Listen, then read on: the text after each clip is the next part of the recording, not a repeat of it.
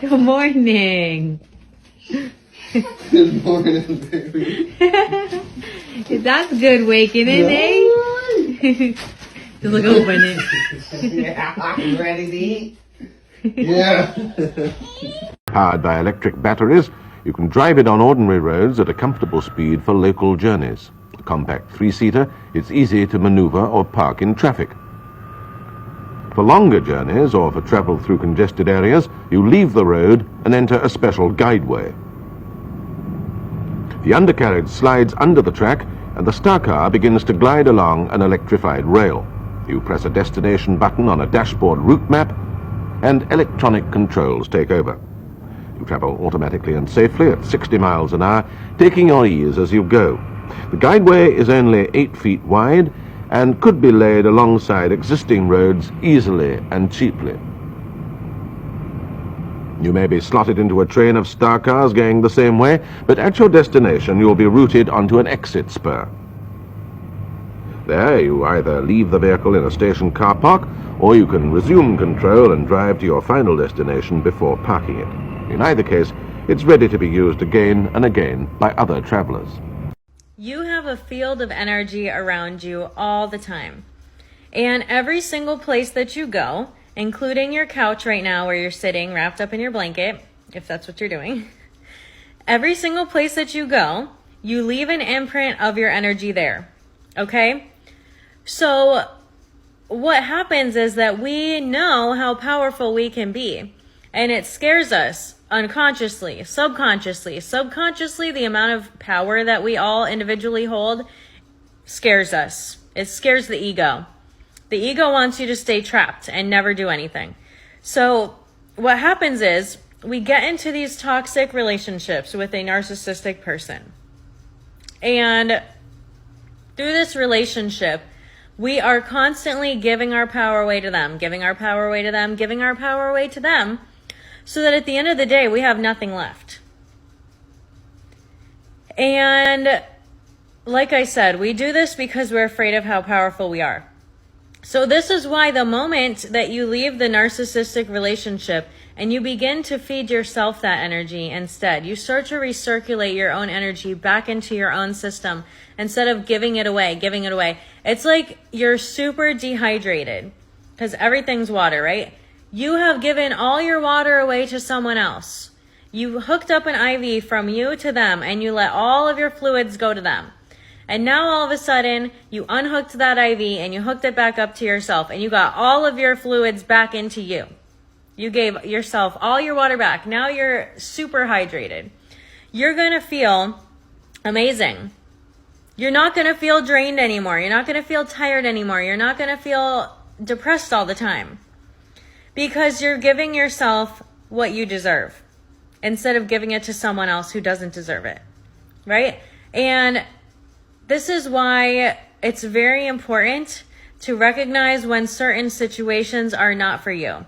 If there's a job that's not for you, that's making you feel like this, it's sucking energy out of you, it's not that it's sucking energy out of you. It's that you're allowing it to suck energy out of you. You hooked up that IV to that job and said, here you go, take it all. I don't need it. Why would you do that? Or if you have a toxic friend or a toxic parent, and you're allowing them to control your feelings, right? You're allowing them to make you feel bad. You have hooked that IV up to them and you gave them everything that you got. It's time for you to reclaim your power. It's time for you to take your power back. No more giving your power away. You are powerful in your own way, and it's time to reclaim that power. What's happening here? See? This looks like some good vibes go to the sauna. Oh, it's like this goat saw someone sleeping outside and it tries to call it sauna. Oh, this is very interesting. Oh my god. This is love. You see? These animals are full of love and compassion and caring. This is just love, man. Please treat those around you and the universe and animals with love and caring, you see? And you shall be rewarded. And this is how the spiritual realm send you messages. You have my total attention. Just remember that crows are messengers. They are not responsible of the kind of message you need to receive. So please don't have it with the poor animals. In my case, and you can see from the way he is into the conversation, for the amount of energy of the communication, he is sending a message of warning. And I'll tell you even more. This message of warning is not just for me. This message of warning, it's for all the people that are in the area. Take another look.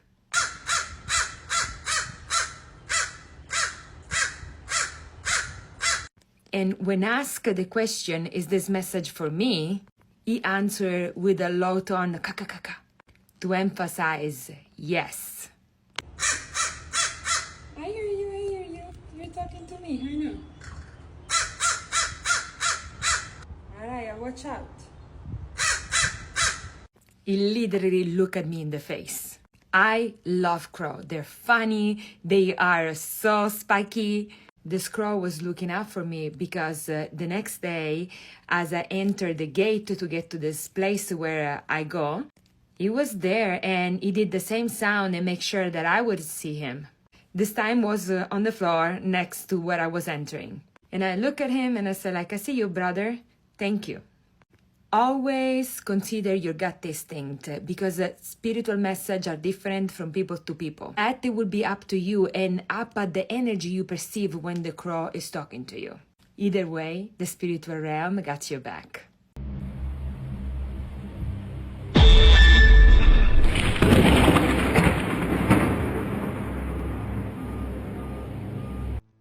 You've been lied to by the Christian Church.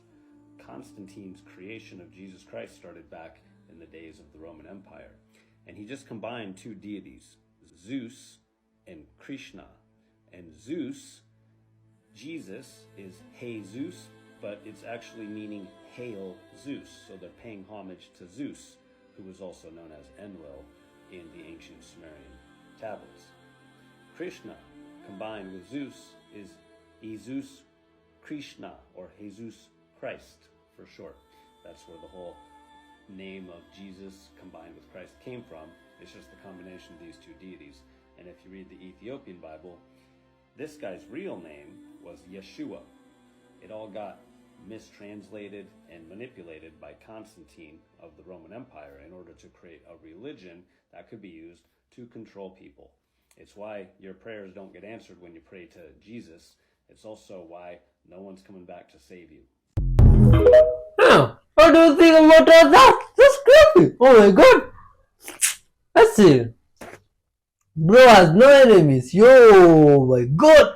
This is some good vibes video. See these animals, they're just interacting different species. Oh, that's nice. I have cracked the code. I'm gonna give you some information. You're gonna take notes.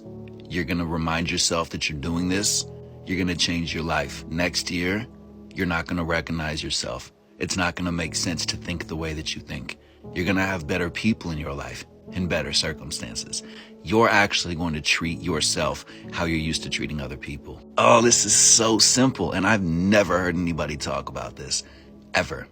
So you know how you give attention to wanting to be successful, wanting to be famous, wanting to have money, wanting for the pain to escape, wanting to know that you're loved, wanting to know that you have a purpose, wanting to know that all the effort you've put in life is actually going to pay off, wanting to know if all the things that have hurt you actually mean something significant and positive in your life. You are going to review. You are going to look every single day. First, let me guide you step by step, okay?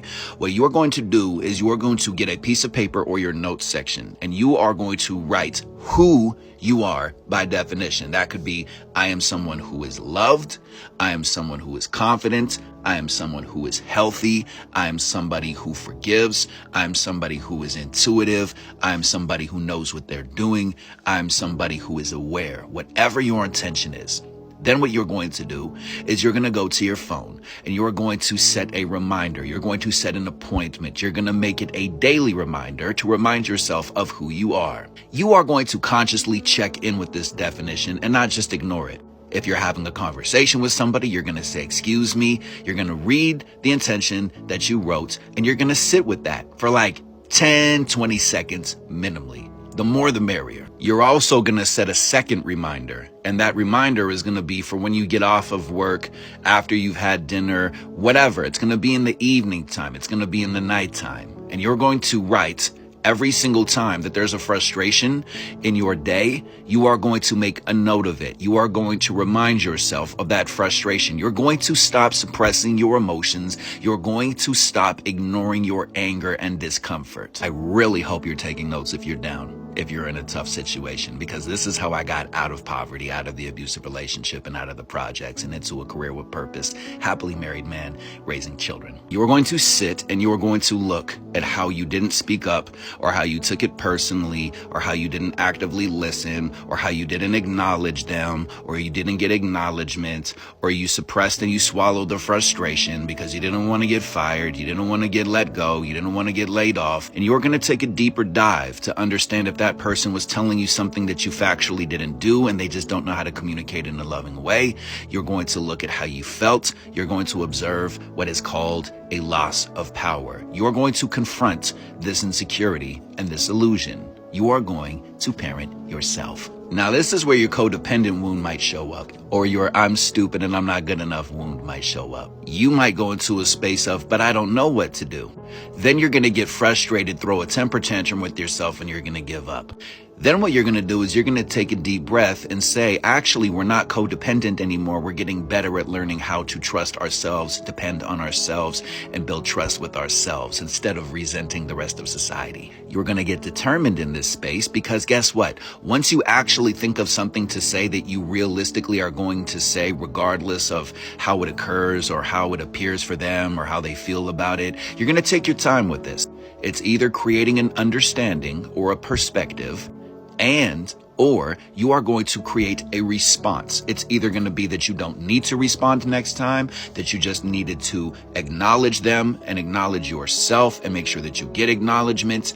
It's going to be that you're not going to take it personal this next time. It's going to be that you're going to speak with conviction. You're going to make direct eye contact. And even if it's messy, you're still going to say it because you are going to start taking steps out of the prison that you created based off of the story that you were told, based off of us as humans having lack of education, because society never talks about the one thing that's actually going to give us peace. What a coincidence. You are also, for those of you that are taking notes and not just staring blankly, going to start acknowledging people way more. You're going to say things along the lines of, I hear you, or I get that, or I acknowledge what you're saying, or got you. Thank you for communicating how you feel. And then you are going to find a way to make sure that you speak your truth and make sure that your tone of voice is centered, not defensive, not loud, not yelling.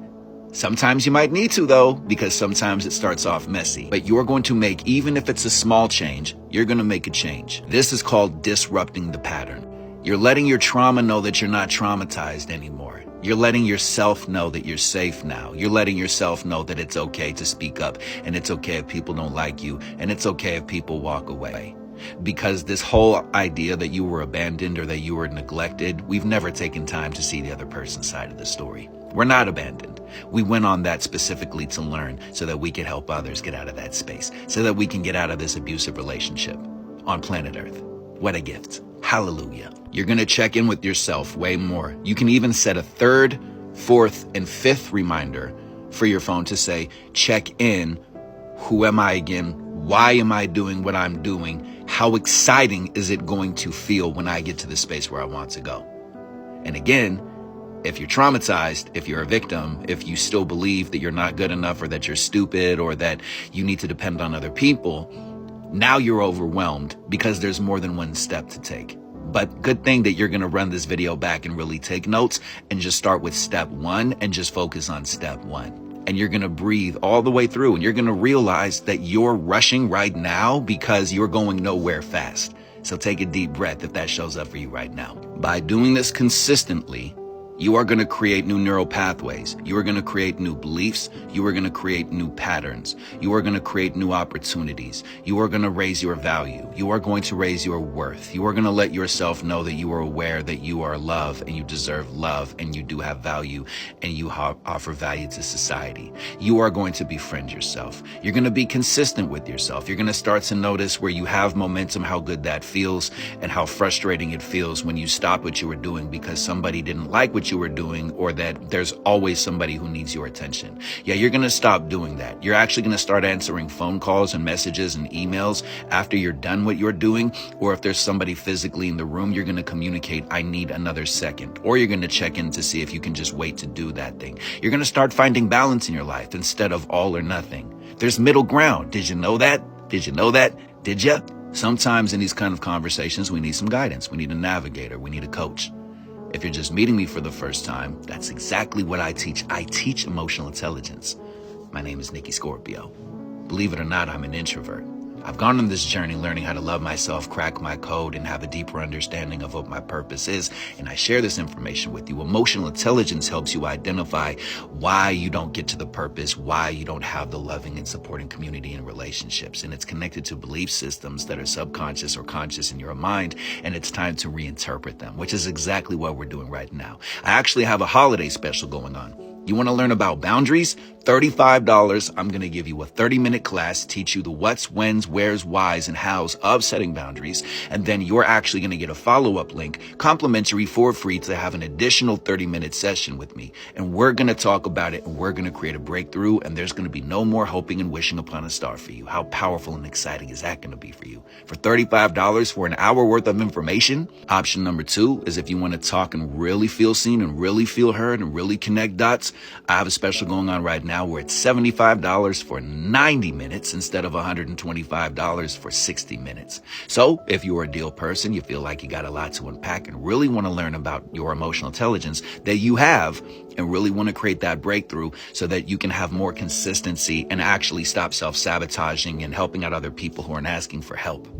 Other than that, I have 4 different series that are listed below. The Boundary series is teaching you how to give the best version of yourself to yourself and then to others, and to determine who's respecting your boundaries and who's not respecting your boundaries so that you can actually have people in your life who add value and love you and enhance who you are instead of you feeling guilty and feeling like you have to help every single person, so you can actually get into your purpose instead of focusing on like a handful of people who aren't even taking responsibility for themselves.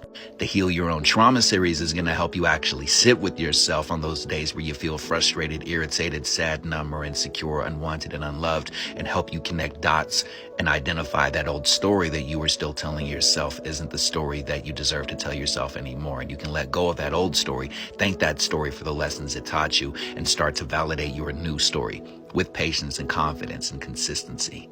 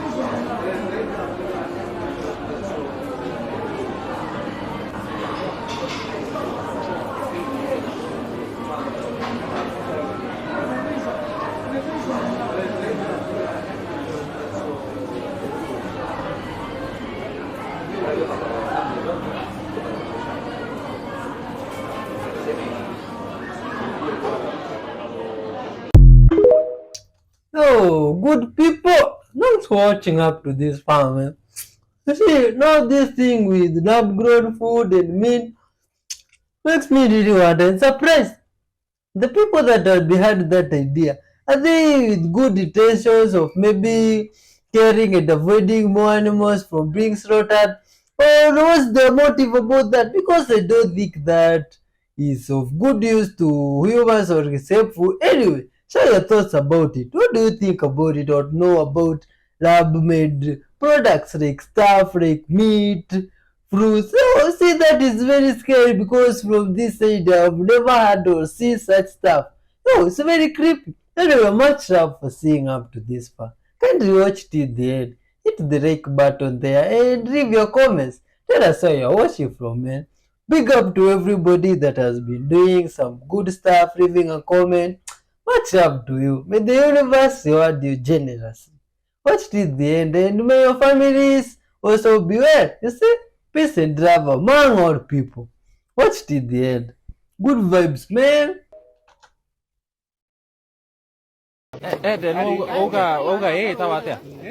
What is this? Alkaline water. Alkaline water. AKA Monyo.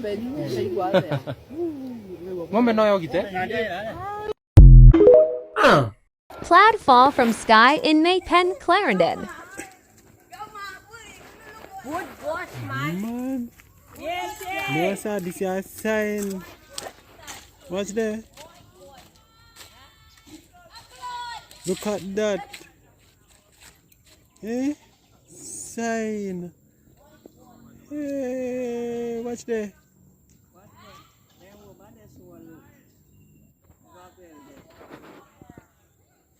What's the man?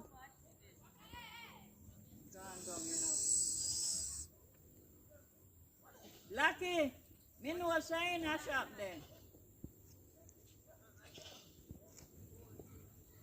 But they no ring back me phone. Me say, me I tell Lucky so me know say you're in a shop there. You don't see how much time here, you don't see how much time you know, you have your rain them come down so me just give them out. Me no let them out here.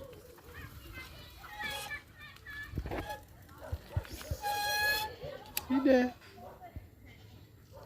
You know what's they might think I come from in Jamaica. Look there.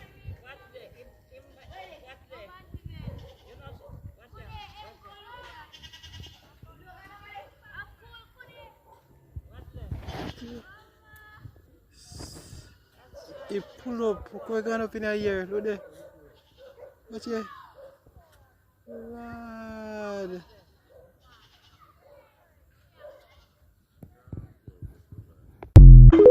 Is that a crowd falling from the sky or some advanced I'm curious in is what does this guy's dating life look like? First date, what do you do for a living? He's like, I got 48 rhinoceros beetles in larva state right now. I'm trying to flip them.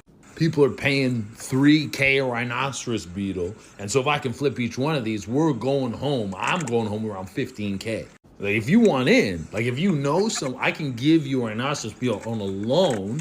And then those things, one rhinoceros beetle, you're getting 7 to 8 larvae out of it. You can start your own farm. Wait, where are you going? I'm trying to give you an opportunity to invest and make money. That's the only way I see this as like a viable thing. This has to be a pyramid scheme of sorts. Who just has a huge swath of rhinoceros beetles? What do you do with these things? I feel like, aren't they like endangered or something? They're not even good at surviving. You got a ton of these in your basement, just growing from nothing to something. Dude, you're planning some type of scheme. I don't think you're gonna slice anybody up, but there's some sort of financial scam going on in this guy's life. I guarantee it. And follow me, you fucking idiots. Ah, oh my god, no. How do you keep those things? Yes or no? Longer answer than you may think. Okay, darn. There have been some genetic creations that would be similar to that in Atlantean times that may have given rise to some of those legends. In terms of them existing physically as a species on your Earth, no, but they are part of the nature world that again is a slightly altered, shifted vibrational reality to yours that sometimes overlaps in your reality, and therefore sometimes people who are sensitive to it can sometimes perceive those kinds of beings, but they don't exist in your normal physical reality. All right. Dragons? Similar idea. Again, they are beings that are of a higher dimensional level that you can interact with, but they exist between the planes of dimensions. They are never presenting themselves in your physical reality as the dragon that you think they do. They look quite different when they come into your reality. But the idea is that you perceive them in the way that you do when they're in their own natural state in between the dimensions. But they are higher levels of wisdom. Megalodon. Well, that exists. It's a giant shark. Does it exist right now? Several do. Yes! In the very depths of your oceans. Awesome. And a few other things you haven't found yet. Oh, cool. Way cool. How about a hollow earth? No, not physically. Okay. Again, people that may have, without intending to, crossed through different dimensional vortices may find themselves in a reality that, because of their understanding of physical reality, they think actually physically is inside the earth, when in fact they're no longer on the earth anywhere at all. Huh. Really? So they just make the assumption when they come back through that particular portal that they've actually physically been inside the earth, and they haven't. They've been somewhere else. Oh, see, that's interesting. I thought those things existed. Something really cool about pine trees, the whole dang thing's edible. Just kidding. Okay, not like that. The needles have long been looked to for vitamin C properties, but there's so much more awesome about the needles. I like to gather the young needle tips and enjoy them as a rosemary substitute. I make some pine needle shortbreads. I put it in soups, and just these beautiful tips are so delicious. High in vitamin C and do pack an immune boosting punch. And then if you're wanting to make a pine needle tea, you can gather more of the needle and simmer it on the stove covered to keep in those volatile oils. And it's going to bring in tons of respiratory tonic benefits as well. And so we're talking immune system tonic, respiratory system tonic. A ton of people do really appreciate pine needle and bark medicinal properties for the C word, you know. That's going to be during and after to help be restorative to the lung tissue, actually to a lot of systems and needs in that situation. Moving on to the bark, could I just eat the bark and get some nutritional property out of it in a survival situation? Yes. I mean, the needles, the bark, both completely edible. I'm not going to say I'm going to just be going to make some bark noodle soup tonight, but I could. That's why a lot of times you'll see the pine trees, the trunks stripped. Deer have eaten it in the dead of winter as a survival food. And so the bark is going to carry similar medicinal properties, a little bit more concentrated, a little bit stronger. I never take from the trunk. Never, ever, ever take from the trunk. It's much harder for the tree to repair itself. Gather the branches and shave off, trying to get to the inner bark, and simmer that on the stove for about 15 or 20 minutes, and you can make some wonderful pine needle bark tea. I like to do pine needle and bark tea together. And if you were in a survival situation, you could shave those branches and get the inner bark and make noodle type strips and simmer those in water and have pine bark soup. And you can see the needles come off in clusters on these nice long needles. In the southeast here, I enjoy all pines equally. In the west, there is a ponderosa pine that can be toxic, but in the southeast, we don't have to worry about it. Just make sure that it truly is a pine that you're gathering. And one last thing that I think is really beautiful about pine trees is just standing next to a pine tree, and especially in a grove or a group of pine trees, just standing there for, I think it's, 15 minutes, can boost the immune system for up to 30 days, breathing in the beautiful volatile oils that are released mostly at 7 degrees and above, but it's those volatile and essential oils that are naturally flowing through the forest and communicating that our bodies also respond to. We have actual receptors that receive these.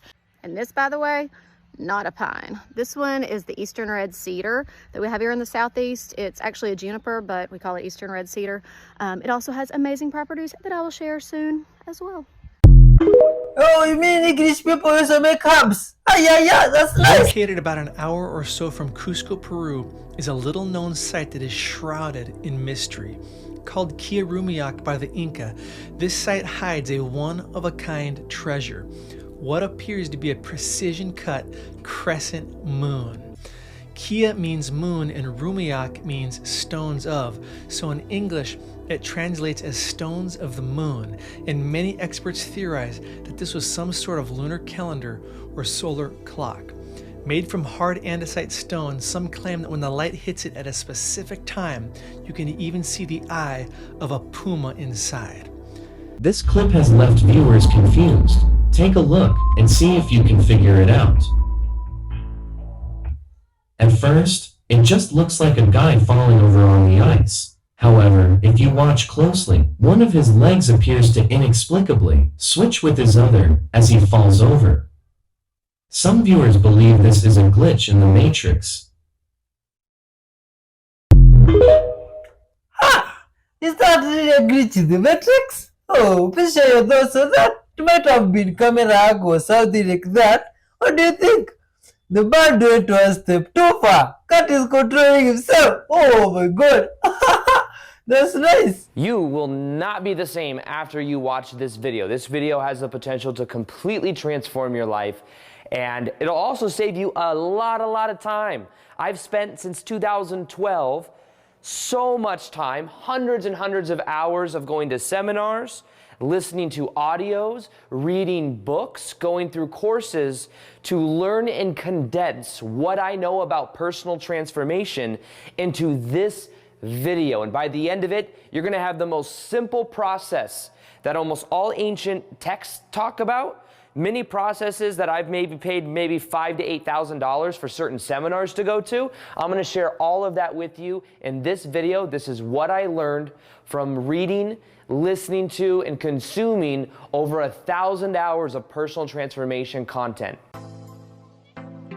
Welcome back to another video. My name is Aaron, and I help people expand their consciousness. Now, on this video, I'm going to save you a ton of time, and that's because I'm going to condense a lot of information into a very simple, easy to apply process when it comes to transformation.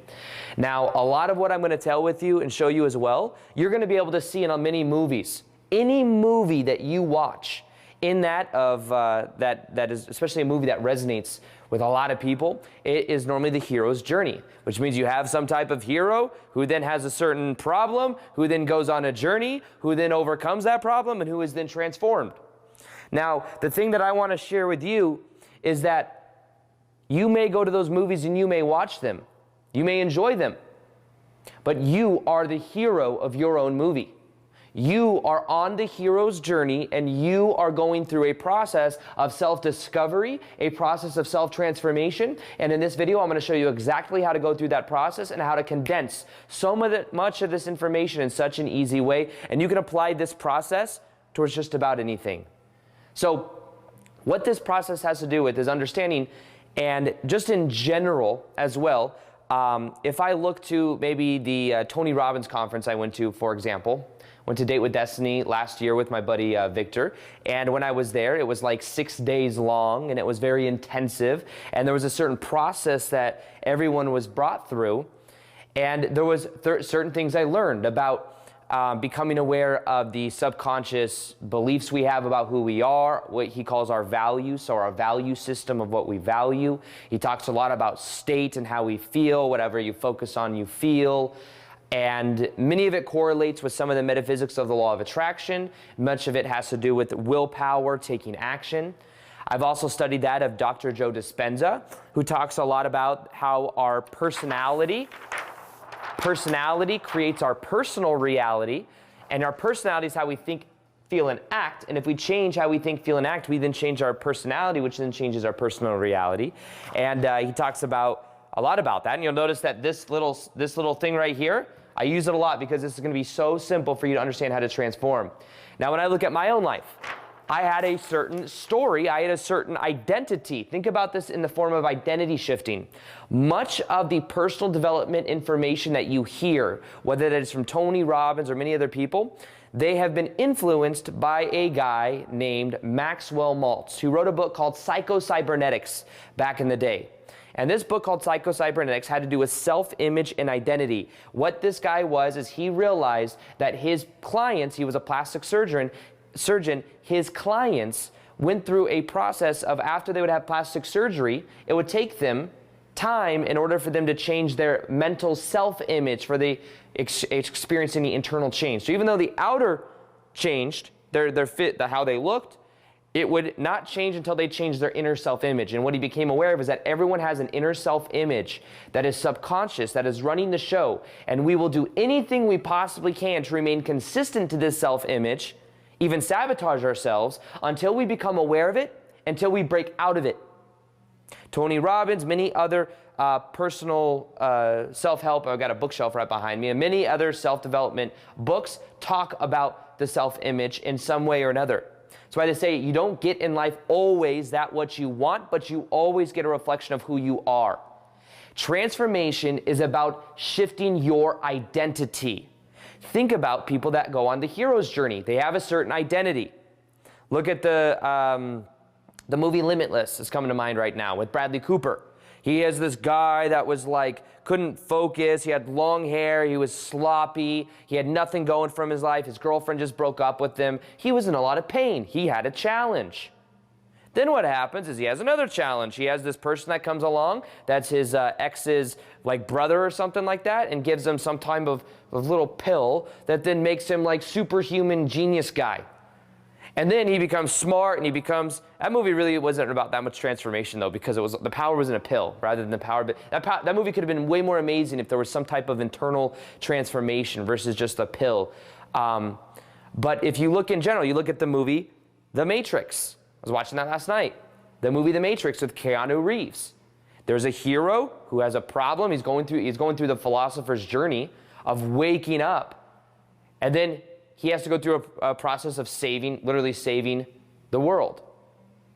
And there's a flow through that. Now, in the same way, it's a shift in identity. He went from this guy that was asleep, that was working a 9-to-5 job that he hated, he was like hacking software stuff at night, doing stuff that was illegal. And then what happened is it transformed his identity. And one of the things he had to do is he had to unlearn that which he learned in order to become who he wanted to be. So if you want me to condense all this information, and if you watch my videos, then you know I've made over 1,500 videos. I've read many, many books. I've read many books. I've been in many seminars. So this is what I have learned just in general, even the Toltecs you could study. Here it is. This is your current identity. Your current identity has a certain story. Your current identity has a certain story that you've been living on autopilot. That story has been very comfortable. This identity right here, when we are born, we begin to identify with our identity. We begin to think that this identity, which is really an avatar. We're internal spiritual beings, live in temporary human experiences through this meat flesh body. And what we end up doing is we end up identifying with our avatar, because that's what we learned growing up.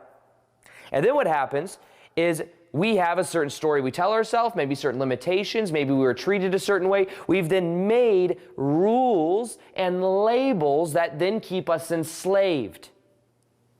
And you'll see I have this prison system around it, and he said rules and labels. You are free to do and be and have whatever you want in life, but you may tell yourself a story. No, I can't do that. I'm a shy person. No, I can't do that. My parents will judge me. No, I can't go for that because I won't accomplish it and I'll fail. These are all rules and labels. I used to tell myself a story, and I'd be like, I have ADHD. That's what a doctor told me. This is how I have to be. And then eventually, what I did is I became aware that I was agreeing to it. One of the if you remember in the movie The Matrix, he swallows the red pill, and then he eventually rejects it. It's a very common part of it in that of The Matrix. He's going through the process of awakening, and then Morpheus is telling him, hey, none of this is real. None of this is real. And everybody is here believing in it, and that is why it's real. And it becomes such a shock to him, and he wants to spit it back up. Because that uncertainty is a little bit scary. You see, our ego, think of this. This is the ego avatar. Your ego avatar just wants to survive. That's it. Nothing extra. That's why we have this subconscious self-image that's like we're trying to go beyond that self-image, and the ego's kicking in like, why are you trying to go beyond? This is uncomfortable. This is uncertain. You don't know what'll happen. Just stay in your little box of making $50,000 a year and doing this and doing that. And then you might sabotage yourself. That's because you can become aware that this ego, this avatar, is just trying to survive. That's it. The ego wants to survive, and the ego wants to be right. But when you can begin to let that go, that's when you begin to become free. If you look at my story, many of you have seen maybe many of my videos, you've been watching my videos for a while, and you know I tell similar stories in it about my past, just so people understand that I've been through a certain process of my own transformation. And basically, it was, had ADHD, worked a 9-to-5 job I hated, had an abusive past from an abusive ex-stepmom from 7 to 15 years old, felt unworthy, and I was just at a place I didn't want to be. Then what happened is I had to let that identity go by becoming aware of it, and then unwire it, unfamiliarize myself with it, unlearn it by also realizing the truth. The truth is that I was living in a comfortable little box. And once I became aware of that, I could then start to get out of the prison system. And one of the ways you get out of the prison system of the survival mode of your ego is you start to meditate. You start to observe your thoughts. Many great thinkers, many great personal development teachers do talk about some form of meditation. Tony Robbins calls it priming. We have ways of anchoring ourselves, but just in general, getting into a certain state to where we become aware. Ah, you are loved it. What about this one?